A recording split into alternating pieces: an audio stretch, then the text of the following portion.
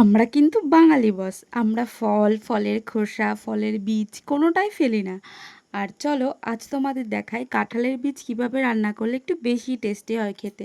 আর হ্যাঁ, এই রেসিপিটা যেদিন বানাবে ভাত একটু বেশিই লাগবে কিন্তু। সবার প্রথমে আমরা কাঁঠালের বীজটাকে সেদ্ধ করে নেবো। তো দেখো কাঁঠালের বীজ দিয়ে দিলাম, জল দিয়ে দিলাম, এবার প্রেশার কুকারের ঢাকনাটা দুটো কি একটা সিটি দিলেই কাঁঠালের বীজ আমাদের সিদ্ধ। আর তারপরে দেখো কাঁঠালের বীজটা এরকম হালকা একটু প্রেস করলেই লাল খোসাটা বেরিয়ে আসছে। আর লাল খোসাটা না বের করে নেবে, কেননা মা ঠাকুমারা বলতো আগেকার দিনে যে এটা খেলে না অনেক সময় পেটে ব্যথা করে। আর দেখো এখানে লাগবে কিছুটা গোটা রসুন, পেঁয়াজ কুচি আর কাঁচা লঙ্কা।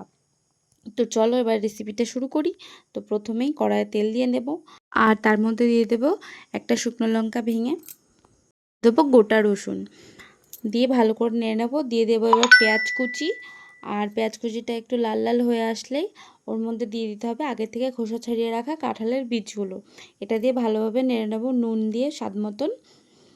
তো চলো তারপরে দেখো আরেকটা জিনিস মিস করে গেছে তোমাদের দেখাতে, মিক্সারে দেওয়া। এটাকে মিক্সারে দিয়ে না এরকম পেস্ট করে নিতে হবে, দিয়ে হালকা ওই লেবুর রস আর পেঁয়াজ কুচিটা দিয়ে ভালোভাবে মেখে নিতে হবে।